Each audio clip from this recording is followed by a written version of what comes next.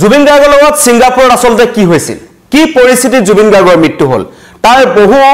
তথ্য এসআইটিৰ হাতত ইতিমধ্যে আহি পৰিছে আৰু মুখ্যমন্ত্ৰী এটা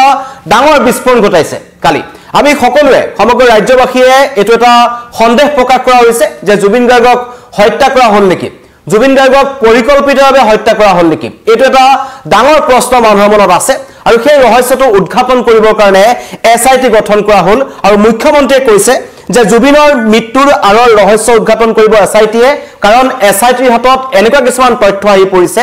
এনেকুৱা কিছুমান ক্লু তেওঁলোকে পাইছে যেটো কিন্তু এটা হত্যাকাণ্ড বুলি মুখ্যমন্ত্ৰীয়ে পুনৰ দোহাৰিলে মই পুনৰ কৈছো মুখ্যমন্ত্ৰীয়ে আৰম্ভণতে কৈছিল যে জুবিন গাৰ্গক হত্যা কৰাৰ সন্দেহ প্ৰকাশ কৰা হৈছে হয়তো জুবিন গাৰ্গক হত্যা কৰা হৈছে আৰু সেই মতত কালিও অটল আছিল মুখ্যমন্ত্ৰী ডক্টৰ হিমন্ত বিশ্ব শৰ্মা মুখ্যমন্ত্ৰীয়ে কৈছে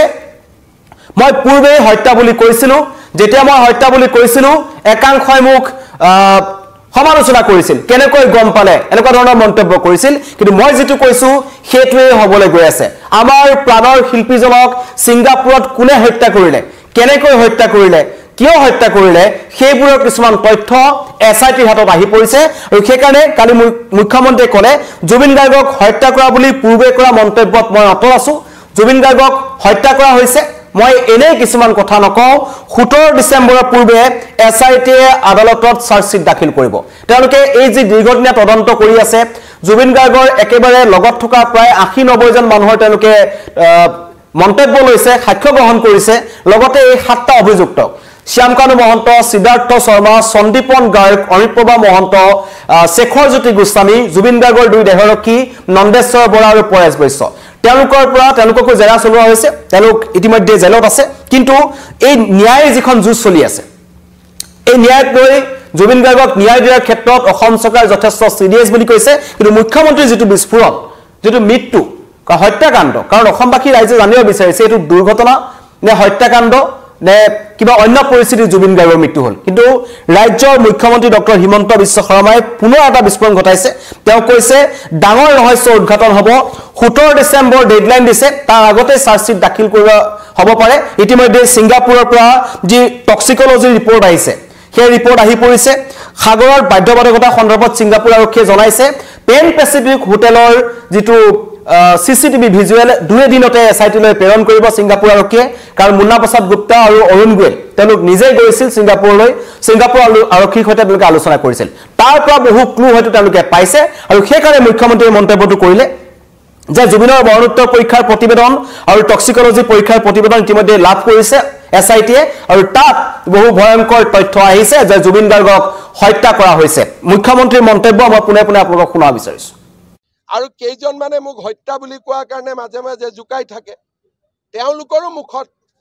চুন পৰিব মই এটা ব্ৰডকাষ্টত কৈছিলো হত্যা শব্দটো কোৱা কাৰণে মাজে মাজে সিএমএ হত্যা কৈছিলে সিএমএ যি কয় ভাবি চিন্তি কয় সিএমএ এটা কথা উপৰুৱাকৈ নকয় 17 ডিসেম্বৰৰ লাষ্ট ডেট লক্ষ্মণ ৰেখা তাৰ আগতে হ'ব গতিকে 17 ডিসেম্বৰৰ আগত হ'ব কিন্তু লাষ্ট ডেটটো হল 17 ডিসেম্বৰ জুবিন গাৰ্গৰ ন্যায় ইস্যু ডাইভাৰ্ট নহয় 17 তাৰিখে আমি দিমেই চাৰ্জশিট সেইটো ইস্যুটো মোৰ কাৰণে ক্লোজ ইস্যু কাৰণ মই অলৰেডি অৰ্ডাৰ দি দিছো যে 17 তাৰিখে চাৰ্জশিট দিবই লাগিব সেইকাৰণে মোৰ কাৰণে এইটো ইস্যু নহয় জুবিনৰ ন্যায় নিজৰ জাগাত তাক আমি দিমেই 100% আমি হৈছো অৰিজিনেল ন্যায় পাৰ্টি সেইকাৰণে 17 ডিসেম্বৰত আমি সম্পূৰ্ণ তথ্য ৰাইজৰ আগতো লৈ আহিম কোৰ্টৰ আগতো লৈ আহিম আৰু মানুহ মানিবলৈ বাধ্য হ'ব যে আমি কিমান ডাঙৰ কাম উইদিন দা টাইম আমি কৰিব পাৰিলো মই ইমান কনফিডেন্টলি কৈ আছো যেতিয়া তাৰ পৰা আপোনালোকে বুজি পাও যে মই কিমান বেছি কনফিডেন্ট যে ডাঙৰ তথ্য সহকাৰে এসআইটি ৰিপৰ্ট হ'ব আৰু বহুত অসমৰ নজনা মানুহে বহুত কথা জানিব এতিয়া অখিল গগৈয়ে ক'ব হিমন্ত বিশ্ব শৰ্মাই কেনেকৈ গম পালে মই দেশৰ গৃহমন্ত্ৰী ৰাজ্যৰ গৃহমন্ত্ৰী যিখিনি মই গম পাব লাগে এইখিনিতো মই গম পাবই লাগিব 17 ডিসেম্বৰ লাষ্ট ডেট হয় 19 তাৰিখে তেওঁ ঢুকাইছিলে গতিকে আমি 3 মাহত দিব লাগে গতিকে 17 ডিসেম্বৰটো আমি লাষ্ট ডেট ধৰিছো কিন্তু এসআইটিয়ে মোক কোৱা মতে তাতকৈ আগতেই কাম হৈ যাব মই লাষ্ট ডেটটো কৈ আছো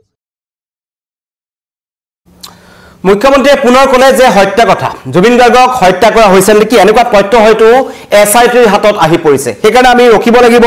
17 ডিসেম্বৰলৈ 17 ডিসেম্বৰ মুখ্যমন্ত্ৰীৰ মতে ডেডলাইন কিন্তু তাৰ আগতে এছআইটিয়ে চাৰ্জশিট আদালতত দাখিল কৰিব আৰু লগতে মুখ্যমন্ত্ৰীয়ে এটা কথা কৈছে যে আমি অৰিজিনেল ন্যায় পাৰ্টি মুখ্যমন্ত্ৰী বা বিজেপি যি চৰকাৰ আছে তেওঁলোকে জুবিন গাৰ্গক ন্যায় প্ৰদান কৰিবই তেওঁলোক অৰিজিনেল ন্যায় পাৰ্টি বুলি মুখ্যমন্ত্ৰীয়ে মন্তব্য কৰিছে আৰু লগতে বিৰোধীয়ে জুবিন গাৰ্গক লৈ যি ৰাজনীতি কৰি আছে তেওঁলোকৰ মুখতো চূণ পৰিব বুলি মুখ্যমন্ত্ৰীয়ে মন্তব্য কৰিছে হত্যাকাণ্ড বুলি কৈছিলো সেয়াই হ'ব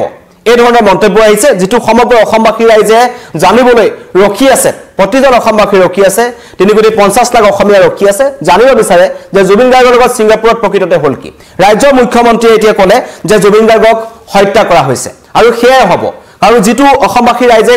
কোনো কানে সপোনত ভবা নাছিল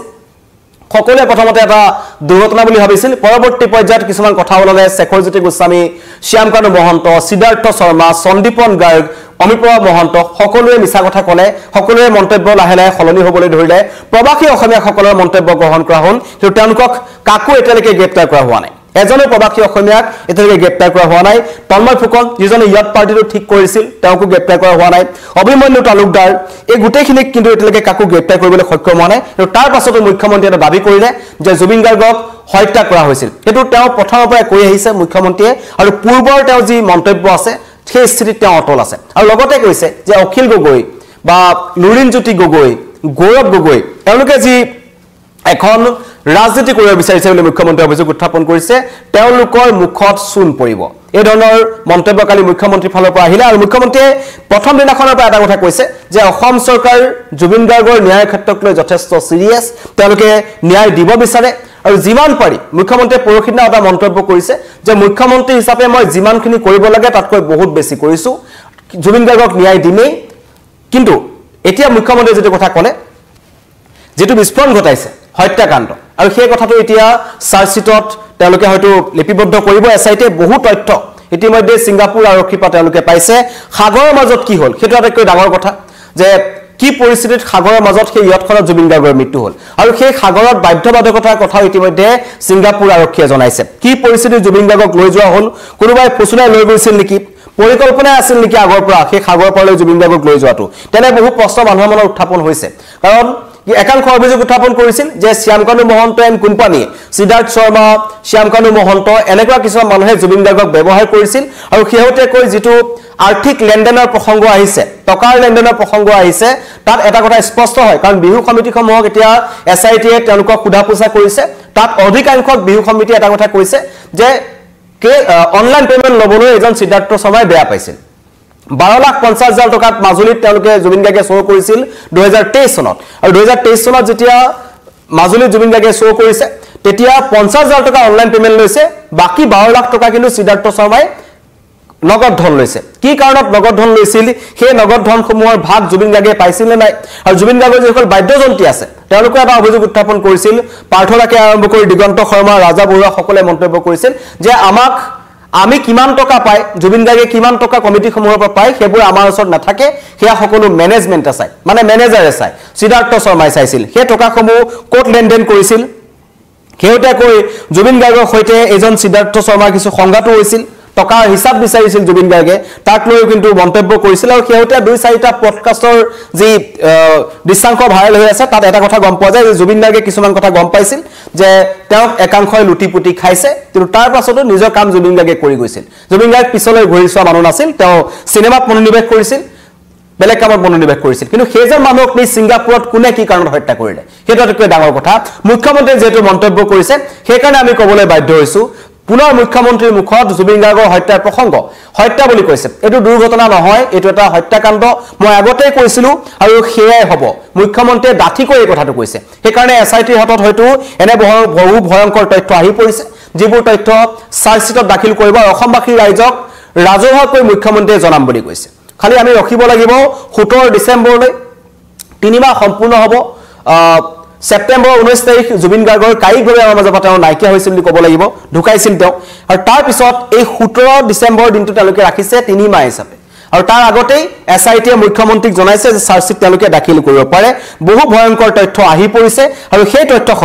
সেই তথ্যসমূহ আদালতত প্ৰথমতে তেওঁলোকে গাঁঠি দিব মৰণোত্তৰ পৰীক্ষাৰ প্ৰতিবেদন গাঁঠি দিব জিএমচিএইচৰ যিখন মৰণোত্তৰ পৰীক্ষা আছে দ্বিতীয়বাৰ কাৰণে জুবিন গাৰ্গৰ মৰণোত্তৰ পৰীক্ষা কৰা হ'ল তাৰো প্ৰতিবেদন গাঁঠি দিব লগতে যিটো ছিংগাপুৰ চৰকাৰে টক্সিকোলজি ৰিপৰ্টখন দিছে লগতে ছিংগাপুৰৰ পৰা হোৱা মৰণোত্তৰ পৰীক্ষাৰ প্ৰতিবেদন দিছে সেইবোৰো কিন্তু একেলগে চাৰ্জশ্বিটত গাঁঠি দিয়া হ'ব তাৰ পাছত বহু কথা গম পাব তেতিয়া